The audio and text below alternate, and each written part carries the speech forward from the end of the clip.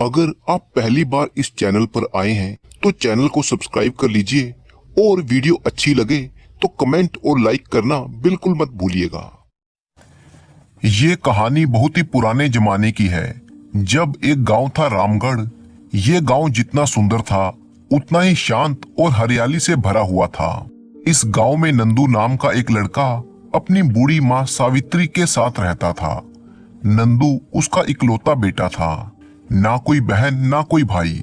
उसके पिता की मृत्यु बहुत पहले ही हो चुकी थी, जिनके जाने के बाद केवल माँ और बेटा ही बचे थे। उनका घर बहुत बड़ा तो नहीं था, लेकिन ठीक ठाक था। रसोई से लगे हुए 2 कमरे, एक आंगन और पीछे एक बागीचा भी था। उनके पास खेती की अच्छी खासी जमीन थी, लेकिन परेशानी ये थी कि घर में कोई कमाने वाला नहीं था। सिर्फ बूढ़ी माँ सावित्री ही थी। वो जो कुछ भी करती उसी में गुजारा चलता। सावित्री ने अपने बेटे को बड़े ही लाड प्यार से पाल पोस कर बड़ा किया, अपने खून पसीने से उसे सींचा। किसी चीज की उसे कभी कोई कमी नहीं होने दी। लेकिन नंदू एक बहुत ही भोला भाला और सीधा साधा लड़का था। हालांकि वो बेवकूफ नहीं था, उसे जितना काम कहा जाता वो उतना ही करता। गांव के लोग उसके इस सीधेपन और भोलेपन का पूरा फायदा उठाते थे, जिसके कारण नंदू का नुकसान हो जाता था। अब उसकी माँ सावित्री की चिंता और भी बढ़ गई थी। वो दिन रात बस यही सोचती रहती कि किसी तरह से उसके बेटे की शादी हो जाए। क्या कोई लड़की इससे शादी करेगी? अगर इसका घर ना बसा तो मेरी जमीन जायदाद और मेरे कुल का क्या होगा? क्या ये सब कुछ खत्म हो जाएगा? गांव में एक आदमी था जिसका नाम था शशिकांत बाबा।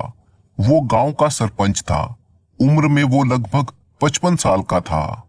वो बहुत ही चालाक और लालची किस्म का आदमी था। उसकी नजरें सावित्री की जमीन पर लगी रहती। शशिकांत जानता था कि अगर नंदू की शादी हो गई तो घर में बहू आ जाएगी और वो जमीन जायदाद की देखभाल करेगी, और तब उसे कभी भी सावित्री की संपत्ति हड़पने का मौका नहीं मिल पाएगा। इसी डर से उसने सोच लिया था कि वो कभी भी नंदू की शादी नहीं होने देगा, क्योंकि वो सोचता था कि आजकल के लोग लड़के की बुद्धि या उसका वर्ताव नहीं, बल्कि उसकी जमीन और घर देखते हैं। नंदू भले ही सीधा साधा और भोला है, लेकिन उसके पास जमीन और घर है। और सबसे बड़ी बात तो ये है कि वो इकलौता है। लड़की वालों के लिए तो यही सब कुछ होता है। इधर सावित्री की समझ में भी आ गया था कि अगर बेटे की शादी में सबसे बड़ी कोई रुकावट है तो वो है शशिकांत बाबा। शशिकांत दिन रात बस यही चाल चलता रहता कि किसी भी तरह से नंदू का किसी घर से रिश्ता ना जुड़े। एक दिन सावित्री बहुत ही परेशान बैठी हुई थी कि तभी उसे एक पुराना नाम याद आया, हरिशंकर नाई का। वो सोचने लगी कि मेरे नंदू की अगर कोई शादी करवा सकता है तो वो सिर्फ हरिशंकर नाई है। ये वो लड़का था जो बचपन में उसे मौसी कहकर बुलाता था, और सावित्री उसे बहुत ही प्यार भी करती थी। उसकी माँ कभी सावित्री की बचपन की सहेली हुआ करती थी। लेकिन हरिशंकर के जन्म के कुछ ही दिनों के बाद वो भगवान को प्यारी हो गई। तब सावित्री ने ही उसे पाला पोसा था, और अब वो सावित्री को अपनी माँ की तरह मानता था। अब भले ही वो खुद एक घर गृहस्थी वाला जिम्मेदार आदमी बन चुका हो, लेकिन अभी भी जब वो मौसी से मिलने आता तो वही पुराना अपनापन उसके चेहरे पर दिखाई देता, और सावित्री को मौसी कहकर आवाज लगाना वो आज भी नहीं भूलता था। बचपन में जब भी कभी उसका मन उदास होता तो वो सावित्री के घर चला आता और कई कई दिनों तक वहीं पर रहता था। आज उसके जीवन की व्यस्तता बढ़ गई थी, लेकिन फिर भी मौसी के लिए उसके मन में वही प्यार और वही सम्मान था। एक दिन मौसी ने किसी से कहलवा कर हरिशंकर नाई को अपने घर बुलवाया। हरिशंकर आया तो सावित्री ने मुस्कुराते हुए चुटकी ली। बेटा, तुम तो अपनी मौसी को बिल्कुल भूल ही गए हो। अब तो तुम गलती से भी यहाँ पर नहीं आते। हरिशंकर झेप गया और बोला, मौसी कैसी बातें करती हो? मैं आपको भला कैसे भूल सकता हूँ, लेकिन क्या करूँ, घर में तुम्हारी बहू है जो बैठने ही नहीं देती। दिन भर बस कमाई के चक्कर में ही घूमता रहता हूँ। अब वो बचपन के दिन तो रहे नहीं। सावित्री ने कहा, बेटा, तू तो जानता है कि मेरा बेटा नंदू कितना भोला और सीधा है। सच कहूं तो एकदम गाय है। मेरे पास जमीन है, बागीचा है, लेकिन उसकी शादी नहीं हो पा रही। अगर कोई रिश्ता आता भी है तो गांव का रमाकांत सरपंच और उसके नौकर कोई ना कोई टांग अड़ा देते हैं। अब तो उस रमाकांत की नजरें दिन रात मेरी जमीन पर लगी रहती हैं और उसका वो नौकर पूरे गांव में घूम घूम कर सबकी खबर लेता रहता है।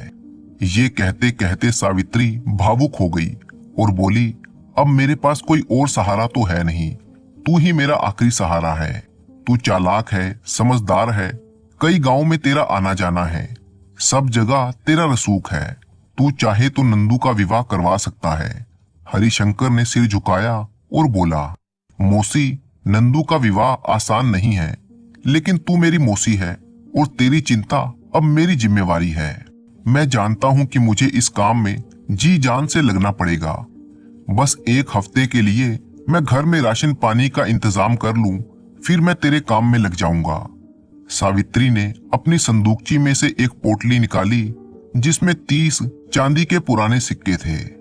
ये ले बेटा, तेरे 1 महीने के राशन का इंतजाम मैं कर देती हूँ। ये 30 सिक्के हैं, अभी तू इतने ही रख ले। जब नंदू की शादी हो जाएगी तो मैं तुझे इतना इनाम दूंगी कि तू जीवन भर अपनी मौसी को याद रखेगा। हरिशंकर नाई ने अपनी मौसी सावित्री से वो सिक्के लिए और विदा हुआ। उसके मन में अब एक ही लक्ष्य था, नंदू की शादी हर हाल में करवानी है। वो बहुत ही सोच विचार करता हुआ इसी दिशा में आगे बढ़ रहा था।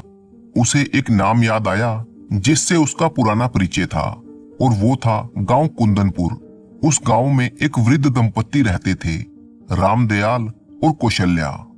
उनके साथ उनकी इकलौती बेटी सरोज भी थी। सरोज बहुत ही सुंदर, होशियार और तेज दिमाग वाली लड़की थी, लेकिन उसकी किस्मत खराब निकली। सरोज का विवाह तो हो गया, लेकिन गोना होने से पहले ही उसके पति की मृत्यु हो गई और इस तरह से वो बिना ससुराल गए ही विधवा बनकर रह गई। पुराने जमाने में विधवा का जीवन मानो एक सजा होता था। वो ना तो किसी त्योहार में शामिल हो सकती थी, ना कोई रंग बिरंगा वस्त्र पहन सकती थी। खुलकर हंसने पर भी उसे ताने ही मिलते थे कि देखो अभी तो हंस रही है, जैसे अपने पति को खा गई हो। लोग उसके हर काम में नुक्स निकालते थे। हरिशंकर सरोज को पहले से ही जानता था और वो जानता था कि सरोज ना सिर्फ समझदार बल्कि बहुत ही संस्कारी, मेहनती और होशियार भी है। हरिशंकर ने मन में ये ठान लिया था कि मैं इस लड़की की किस्मत बदल कर रहूंगा।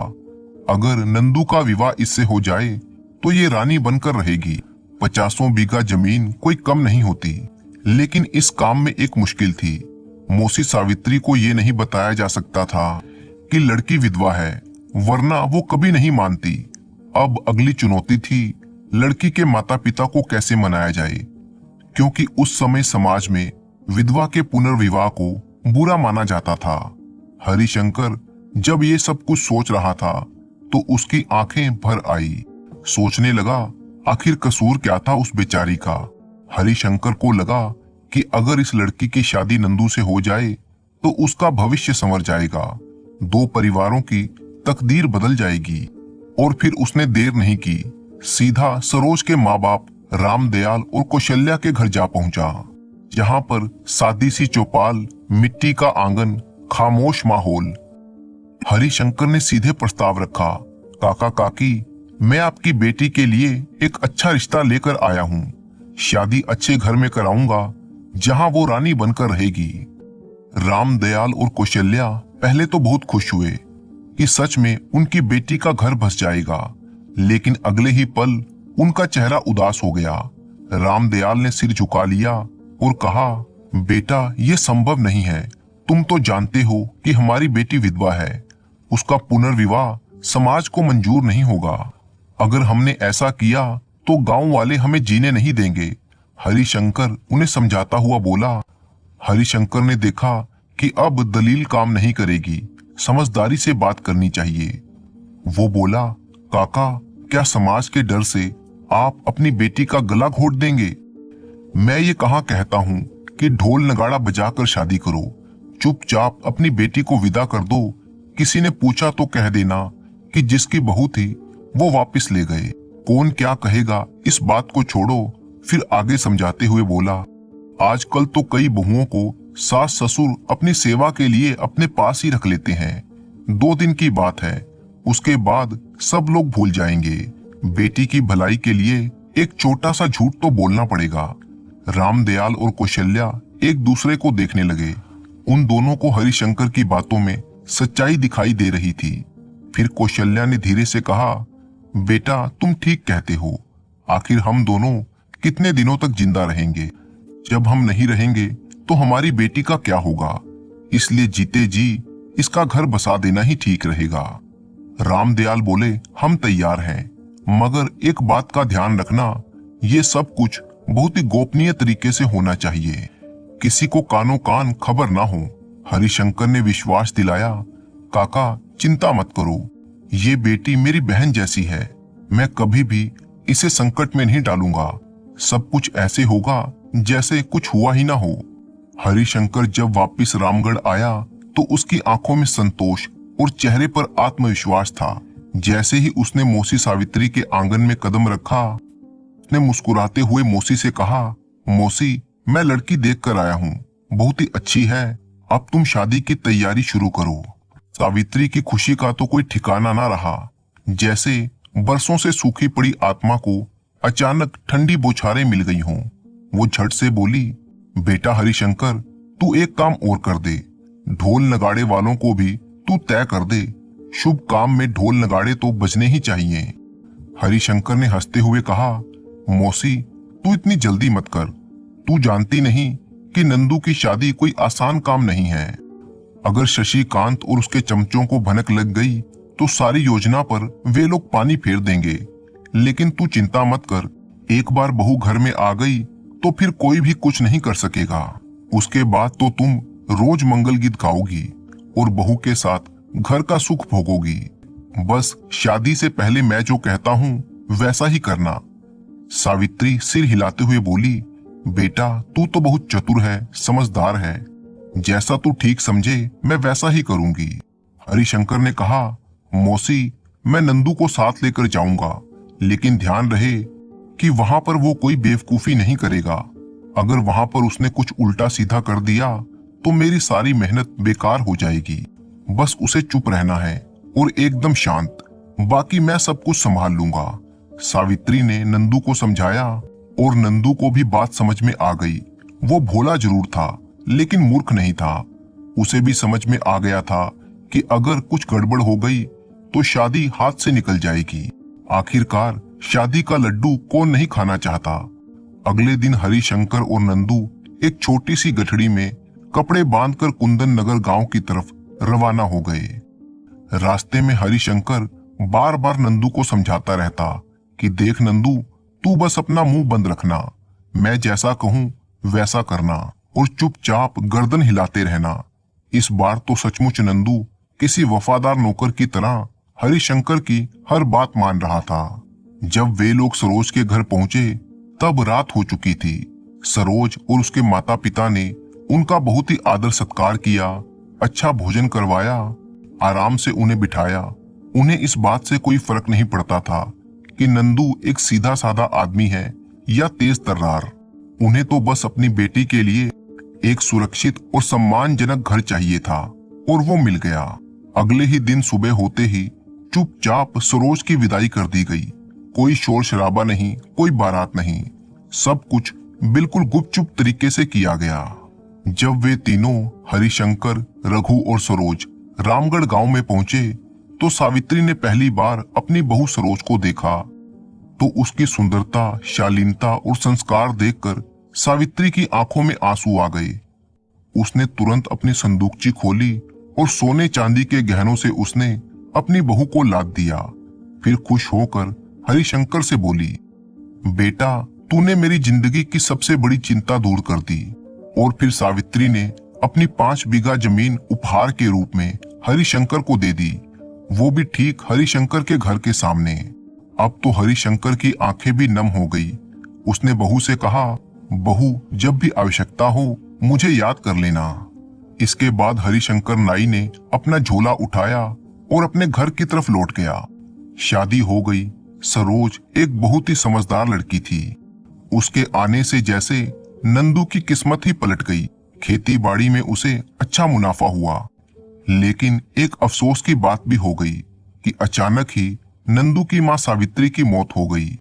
नंदू को इस बात का बहुत ही दुख हुआ, लेकिन अब वो अकेला नहीं था। उसकी अर्धांगिनी सरोज भी उसके साथ थी। उसे सरोज का साथ क्या मिला, जैसे उसकी दुनिया ही बदल गई। अभी तक जो नंदू भोला भाला, सीधा साधा और दुनियादारी से अनजान था, सरोज की संगत में रहकर उसे भी आटे दाल का भाव मालूम हो गया था। खेती में अच्छा मुनाफा कमाने के बाद उसने व्यापार में अपने हाथ आजमाए। किस्मत ने उसका साथ दिया और उसका व्यापार अच्छा चल निकला। अपने व्यापार के सिलसिले में उसे अक्सर ही दूसरे नगरों में भी आना जाना पड़ता था। अब क्योंकि नंदू व्यापारी नंदू बन चुका था, तो उसके कई व्यापारी दोस्त भी बन चुके थे, जिनमें से कुछ अच्छे भी थे, लेकिन कुछ ऐसे भी थे जो मन ही मन उससे ईर्ष्या करने लगे थे कि कल का ये भोला भाला और बुद्धू नंदू आज इतना सफल व्यापारी कैसे बन गया। अब नंदू नंदू नहीं, बल्कि सेठ नंदलाल बन चुका था। अपने नगर के बड़े बड़े व्यापारियों के साथ उसका उठना बैठना था। एक दिन नंदलाल ने अपनी पत्नी से कहा कि वो दूसरे देश की यात्रा करना चाहता है, ताकि उसका कारोबार और भी ज्यादा बढ़े। पत्नी ने हाँ कर दी। फिर उसने अपने कुछ मित्रों से बात की कि वो नगर से बाहर जाएगा और व्यापार को बढ़ाएगा, अपना सामान भी साथ में लेकर जाएगा और वहां की खास चीजें लाकर अपने नगर के लोगों को बेचेगा। उसके मित्रों ने हाँ कर दी। इसी बीच यहाँ के कारोबार को चलाने की जिम्मेवारी उसने अपने एक व्यापारिक मित्र, जिसका नाम पुरुषोत्तम था, उसको दे दी और कहा कि वो पूरा हिसाब किताब बनाए रखे, जो भी मुनाफा हो वो उसकी पत्नी को दे दिया करे। पुरुषोत्तम इस बात पर मान गया। एक सप्ताह के बाद नंदलाल अपने एक नौकर और घोड़ों पर सामान रखवाकर अपनी यात्रा पर निकल गया। उसकी यात्रा लंबी थी, कठिन थी, लेकिन खैर नदी नालों और दुर्गम रास्तों को पार करता हुआ वो दूसरे देश में जा पहुंचा। वहां पर व्यापार की असीम संभावनाएं थी। वो वहां पर रुका, उसने कठिन परिश्रम किया और फिर अपने कारोबार के काम में वो व्यस्त हो गया। कुछ ही दिनों में नंदलाल ने खूब सारा धन कमा लिया। इधर उसका मित्र पुरुषोत्तम उसके कारोबार को हड़पने के लिए षड्यंत्र रचने लगा था। असल बात तो ये थी कि पुरुषोत्तम गांव के सरपंच शशिकांत का दूर का रिश्तेदार था और उन दोनों ने मिलकर ही नंदलाल के व्यापार को हड़पने की योजना बना ली थी। पुरुषोत्तम ना तो नंदलाल की पत्नी को मुनाफे के पैसे देता और ना ही कोई हिसाब किताब रखता। नंदलाल की पत्नी सरोज ने शहर के कोतवाल के पास जाकर इस बात की शिकायत की, जिसके कारण पुरुषोत्तम उससे और भी नाराज हो गया। उसने नंदलाल की पत्नी को मरवाने की योजना बना ली, क्योंकि उसके जीवित रहते वो सारा कारोबार नहीं हड़प सकता था।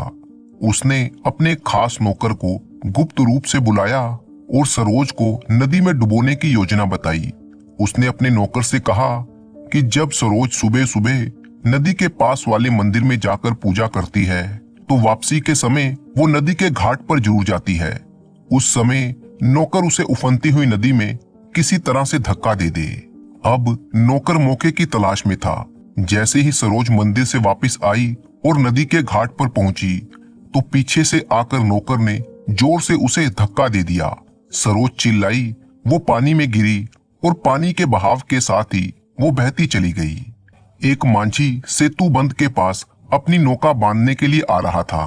सरोज डूबने ही वाली थी कि मांझी ने पानी में तैरते हुए उसके बाल पकड़ लिए, ऊपर खींचा और नाव में रख लिया। शायद सरोज के शरीर के अंदर पानी घुस गया था। वो सांस नहीं ले पा रही थी और बेहोश हो चुकी थी। बेहोश सरोज को उठाकर मांझी अपने घर ले जाना चाहता था, ताकि उसका इलाज कर सके।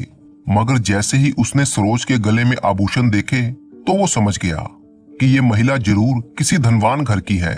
ये कौन हो सकती है, लेकिन इसको बचाना तो पड़ेगा ही। मांझी नाव को गांव की तरफ ले जाने लगा। उसका चप्पू तेज तेज चल रहा था। गांव के पास पहुंचते ही उसने नाव को किनारे से बांधा और बेहोश सरोज को उठाकर अपने घर ले आया। उसने सरोज को बिस्तर पर लेटा दिया और अपनी पत्नी को पुकारने लगा। उसकी पत्नी भागती भागती आई। पत्नी ने पूछा, कौन है ये, किसकी लाश उठा लाए हो? मांझी बोला, ना जाने कौन है, मैंने डूबते देखा, पानी में सिर्फ इसके बाल नजर आ रहे थे, बड़ी ही मुश्किल से निकाल कर लाया हूं। और उसके बाद मांझी और उसकी पत्नी सरोज को होश में लाने की कोशिशें करने लगे कि कोशिशें सफल हो गई और कुछ देर बाद जैसे सरोज एक बार फिर से जिंदा हो गई हो। मांझियों की बस्ती में सब जान गए कि एक डूबती हुई महिला को बचाया गया है। कुछ ही दिनों के बाद सरोज बिल्कुल ठीक हो गई। उसने मांझी और उसकी पत्नी को बताया कि वो कौन है और उसके पति का मित्र कैसे कैसे षड्यंत्र रचने लगा था। इस पर मांझी की पत्नी ने कहा कि तुम्हें अभी अपने शहर वापस नहीं लौटना चाहिए, वहां पर तुम सुरक्षित नहीं हो, इसलिए जब तक तुम्हारा पति नहीं आता तुम यहीं पर रहो। सरोज उन दोनों का धन्यवाद देते नहीं थकती थी। वो उनके कामों में उनका हाथ बटाने लगी। कभी चप्पू ठीक करती, कभी खाना बनाती, तो कभी गेहूं पीसने लगती। एक दिन वो झोपड़ी के बाहर बैठी हुई थी कि तभी वहां से गांव का सरदार अपने घोड़े पर आया। उसने सरोज का सुंदर रूप देखा तो घोड़े से उतरकर उसके नजदीक आया और बोला, तुम यहाँ की तो नहीं लगती। हाँ, मैं किसी दूसरी जगह से आई हूँ। तुमने मांझी से ब्याह किया है क्या? नहीं तो? फिर तो तुम सरदार की रानी बनोगी। और फिर सरदार ने उसका हाथ पकड़ लिया और उसे जबरदस्ती घोड़े पर बिठाने लगा। सरोज चिल्लाई तो अंदर से मांझी की पत्नी बाहर आ गई। वो सरदार के पास आई और कहने लगी, सरदार इसे छोड़ दीजिए, ये एक भली औरत है। सरदार ने कहा, तभी तो मैं इसे ले जा रहा हूँ। और इसके बाद सरदार उसे जबरदस्ती घोड़े पर बिठाकर अपने साथ ले गया। सरदार का घर छोटी सी पहाड़ी पर था। उसने सरोज को अपने आंगन में बनी हुई एक कोठड़ी में बंद कर दिया और बाहर से सांकल चढ़ा दी। कहने लगा, कल ही तुम्हारे साथ ब्याह करूंगा और फिर अपनी रानी बनाकर रखूंगा। ये कहकर वो अपने मकान के अंदर घुस गया। कोठड़ी के अंदर सरोज रोती और सिसकती हुई रह गई, मगर उसकी सहायता यहाँ पर भला कौन कर सकता था। शाम के समय सरदार की एक नौकरानी मोटे अनाज की खिचड़ी लेकर आई। सरोज ने सोचा यही मौका है यहाँ से निकलने का। उसने नौकरानी से कहा, बहन बहुत प्यास लगी है, थोड़ा पानी लाकर दोगी? नौकरानी पानी लेने के लिए दूसरी तरफ गई तो सरोज ने मौका देखकर चुपचाप बिना किसी आहट के वहां से निकलने का रास्ता ढूंढा। वो आंगन से बाहर आई, पेड़ों के पीछे छिप छिप कर वो पहाड़ी से उतरने लगी। उसका दिल धड़क रहा था कि कहीं सरदार उसे ढूंढता हुआ बाहर ना आ जाए और दोबारा उसे पकड़ ना ले। उधर दूसरे देश में नंदलाल अपनी पत्नी के लिए आभूषण खरीद रहा था और अब उसका कारोबारी सफर पूरा हो चुका था और वो अब वापसी की तैयारी पर था। जबकि सरोज ने वो रात एक मंदिर में बिताई और फिर वो देर तक पहाड़ियों में चलती रही, ना कोई ठोर ना ठिकाना। तभी उसे कुछ आवाज सुनाई दी। देखा तो दूर से घोड़े पहाड़ी रास्ते पर चले आ रहे थे। हांफती हुई सरोज वहां पर रुक गई। घोड़ों पर सामान लदा हुआ था। घोड़ों को हाँकता हुआ एक आदमी आ रहा था। जब उसने सरोज को देखा तो वो रुक गया और पूछा, कहाँ जाना है बहन? सरोज ने कहा, इस जंगल से बाहर कहीं भी ले चलो, किसी गांव में, किसी बस्ती में। आदमी बोला, मुझे सामान लेकर उधो नगर जाना है, वहां तक पहुंचते पहुंचते शाम हो जाएगी। कोई बात नहीं, क्या तुम मुझ पर विश्वास कर सकोगी? क्यों नहीं, तुम एक अच्छे आदमी लगते हो। तुम भी एक भली औरत लगती हो, मगर शायद दुखियारी हो। हाँ भाई, आओ बहन, इस घोड़े पर बैठ जाओ, इसकी पीठ पर सामान कम है। ठीक है भाई। फिर उस आदमी ने कहा, तो बहन अब मुझे अपनी व्यथा कथा सुनाओगी? हो सकता है कि मैं तुम्हारी कुछ सहायता कर सकूं।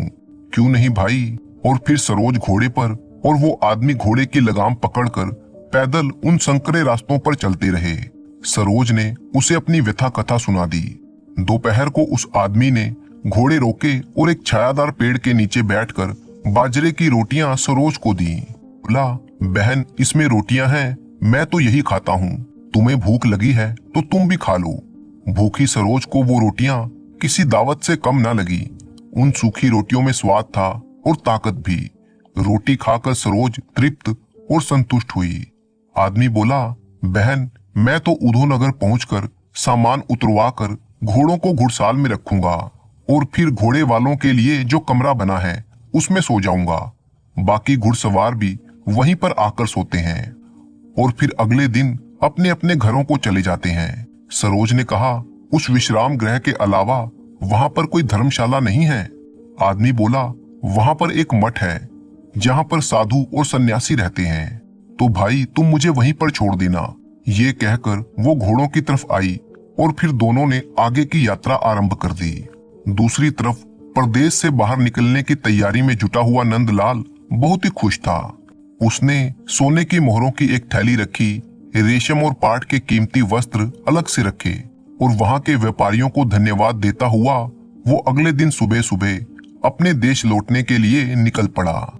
इधर जब सरोज उस मठ में पहुंची तो मठाधीश ने एक सन्यासिन से कहा कि सरोज को सभी नियम बताए जाएं और इसे अपने साथ ले जाओ, जहां पर और भी सन्यासिनें रहती हैं। सरोज सन्यासिनों के साथ मठ में बने हुए एक मकान में गई। वहां पर उसे और भी स्त्रियां दिखाई दी जो किसी धार्मिक ग्रंथ को पढ़ रही थी। सन्यासिनी ने सरोज को गेरुए वस्त्र पहनाए और एक विशाल कक्ष में ले गई। अब वो भी बाकी सन्यासिनों की तरह सोती, जागती, ध्यान करती। बहुत हिचकिचाकर सरोज ने वो गेरुआ वस्त्र पहने थे, लेकिन अब वो ध्यान और ज्ञान की बातों को समझने लगी थी। दूसरी तरफ नंदलाल जब अपने शहर को निकला तो 500 कोस की यात्रा पूरी करने के बाद वो अपने घर पहुंचा। वहां पर उसने देखा कि उसके घर में तो बिल्कुल नए लोग थे। ना उसकी पत्नी थी, ना कोई नौकर। सारा कारोबार तो उसके मित्र पुरुषोत्तम ने हड़प लिया था। नंदलाल को अपनी पत्नी की बहुत ही चिंता सताने लगी। वो कहाँ गई, कैसी होगी, ये कौन बताएगा। उसने अपनी सोनों की मोहरों से एक नया मकान खरीद लिया। जिस नौकर को वो अपने साथ लेकर गया था उसे उस घर में रखा। जो कीमती चीजें वो अपने साथ लाया था उन्हें संभाल कर रखा और फिर सरोज को ढूंढना शुरू किया। उसने अपने पड़ोसियों से, रिश्तेदारों से और कुछ खास दोस्तों से पूछा तो पता चला कि वो देवी के मंदिर गई थी और तब वहीं पर कोई ऐसी घटना घटी जिसका किसी को पता नहीं है, क्योंकि वो मंदिर से लौटकर वापस नहीं आई। नंदलाल देवी मंदिर के पुजारी से मिला। पुजारी ने कहा कि पिछले 8 महीनों से वो मंदिर में नहीं आई है, मगर उसे विश्वास है कि वो जिंदा है। पुजारी ने उसे उत्तर दिशा में जाकर ढूंढने के लिए कहा। इसलिए नंदलाल त्रिकुटा की पहाड़ियों को पार करता हुआ घाटी में जा पहुंचा और किसी अनजान स्त्री के बारे में स्थानीय लोगों से पूछताछ करने लगा, मगर उसे कुछ भी पता न चला। इधर नंदलाल के नौकर को वो आदमी मिला जिसने सरोज को पानी में धक्का दिया था, क्योंकि वो उसी का दोस्त था। उसने नंदलाल के नौकर को सब कुछ बता दिया और ये भी बता दिया कि किस तरह से वो पछतावे की अग्नि में जल रहा है। ग्लानी ने उसे अंदर ही अंदर भस्म कर डाला है, क्योंकि उसने एक निर्दोष स्त्री को बिना कारण के अपने लालची मालिक के कहने पर नदी में डुबो दिया था। इधर ढूंढते ढूंढते नंदलाल उधो नगर पहुंच गया। अब वो निराश हो चुका था। उसने तय कर लिया कि कल वो इस क्षेत्र से बाहर निकल जाएगा। वो एक पेड़ के नीचे बैठा हुआ आराम कर रहा था। उसके पास धन तो था, मगर मन की शांति नहीं थी। वो अपनी पत्नी को ढूंढते ढूंढते थक चुका था कि तभी सन्यासियों की एक टोली वहां से गुजरी। उनमें से एक भिक्षुक सामने आया और भिक्षा का पात्र सामने किया। नंदलाल ने चांदी का एक सिक्का उसके पात्र में डाला। भिक्षुक ने कहा, इसका वो क्या करेगा? अगर कुछ फल इत्यादि है तो दे दो। नंदलाल ने कहा, वो तो खुद भूखा है, अन्न या फल कहां से लाएगा? इस पर भिक्षुक ने उसे मठ का रास्ता दिखाया और फिर भिक्षुकों की टोली अपने भिक्षा पात्र को लिए हुए दूसरी दिशा में चली गई। नंदलाल उस मठ के पास पहुंचा तो उसने अपने घोड़े को बाहर बांधा और मठाधीश के पास जाकर उसे प्रणाम किया। मठाधीश ने कहा, वत्स, तुम भूखे लगते हो। जी महाराज। मठाधीश ने एक सन्यासी को बुलाया और कहा कि नंदलाल को अच्छे से भोजन करवाया जाए। नंदलाल प्रणाम करने के बाद सन्यासी के साथ एक दूसरी कुटिया में चला गया। दोपहर के बाद जब नंदलाल बाहर बंधे हुए अपने घोड़े की रस्सी खोल रहा था कि तभी सरोज ने अपने पति को देख लिया। वो समझ गई कि उसका पति ढूंढते ढूंढते यहाँ तक आ गया है। वो भागती हुई सन्यासिन के पास गई और उसे बताया कि उसका पति बाहर है। सन्यासिन ने उसी समय एक भिक्षुक को मठ के द्वार के पास भेजा और कहा कि उस आदमी को जाने ना देना। भिक्षुक ने नंदलाल को बताया कि सन्यासी ने उसे रुकने के लिए कहा है। भिक्षुक उसे वापस कुटिया में ले आया। सन्यासी सरोज को और भिक्षुक नंदलाल को लेकर मठाधीश के पास पहुंचे। नंदलाल ने जब अपनी पत्नी को गेरुआ वस्त्रों में देखा तो घबरा गया। सोचने लगा कि शायद अब उसकी पत्नी उसके साथ नहीं आएगी, क्योंकि ये तो सन्यासिन बन चुकी है। वो अपने भाग्य को कोसने लगा कि कारोबार भी गया, घर भी गया और पत्नी भी उससे बिछुड़ गई। कि तभी मठाधीश मुस्कुराते हुए बोले, वत्स, चिंता मत करो, तुमने कुछ भी नहीं खोया है। ईश्वर गुणातीत है, उसके कारण ही तथा उसी की कृपा से तुम्हारी पत्नी इस जगह पर पहुंची है। यदि ये कहीं बाहर रहती तो ना जाने इसे क्या क्या संकट झेलने पड़ते। इसने ज्ञान और ध्यान की बातें सीखी हैं। ऐसा नहीं है कि ईश्वर का ध्यान केवल धार्मिक स्थलों पर ही किया जा सकता है। यहाँ के नियम अनुशासन साधक के लिए अच्छे रहते हैं, मगर प्रभु की भक्ति तो गृहस्थी धर्म निभाते निभाते भी की जा सकती है। इस कारण से मैं तुम दोनों को आशीर्वाद देता हूँ कि तुम्हारा गृहस्थ जीवन सुखमय हो। मठाधीश का आशीर्वाद पाकर वे दोनों वहां से निकल गए।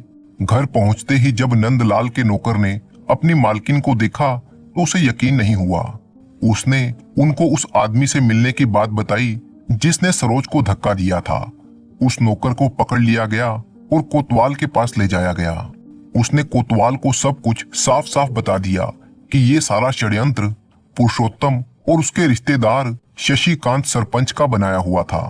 कोतवाल उन दोनों को पकड़कर राजा के पास ले गया और दोनों को कारागार में डालने की सजा दे दी गई। नंदलाल का पुराना घर अब उसे वापस मिल चुका था और उसका कारोबार भी। सरोज अपने पति के साथ वापस अपने पुश्तैनी घर में आकर रहने लगी। नौकरों और रिश्तेदारों ने उनका स्वागत किया। नंदलाल ने घर में प्रवेश करने से पहले 7 घोड़ों पर अनाज, दालें इत्यादि लदवाकर अपने चहेते नौकर को इस सामान के साथ उधोनगर के मठ में भेजा और कहा कि उस भिक्षुक को ढूंढ लेना जिसने मुझसे भिक्षा मांगी थी। उससे कहना कि तब मेरे पास अन्न नहीं था तो मैं भिक्षा पात्र में क्या डालता। नौकर ने अपने मालिक के आदेश का पालन करते हुए उधोनगर की तरफ प्रस्थान किया। उसके बाद सरोज अपने पति के साथ घर में सुखी जीवन बिताने लगी और वे हंसते खेलते अपना जीवन धर्मशीलता के साथ व्यतीत करते रहे। कभी कभी वो उधोनगर जाते और साधु सन्यासियों का आशीर्वाद पाते। अब उनका चहेता नौकर भी अपनी पत्नी के साथ उनके परिवार में रहने लगा था। इस प्रकार स्नेह और नैतिकता का आचरण निभाते हुए वे तब तक जीवित रहे जब तक उनके पोते पोतियों के विवाह नहीं हो गए। तो दोस्तों, मुझे पूरी उम्मीद है कि आपको ये कहानी बहुत ही पसंद आई होगी। तो इसी तरह की कहानियां देखने के लिए आप चैनल को सब्सक्राइब कर लीजिए। वीडियो अच्छी लगी तो उसे लाइक करना बिल्कुल मत भूलिएगा, क्योंकि आपका एक एक लाइक हमारे लिए बहुत ही कीमती है। साथ ही अपने अच्छे अच्छे कमेंट भी कीजिए। कमेंट में अपना नाम और अपने शहर का नाम लिखें। तो मिलते हैं आपसे किसी अगली कहानी में।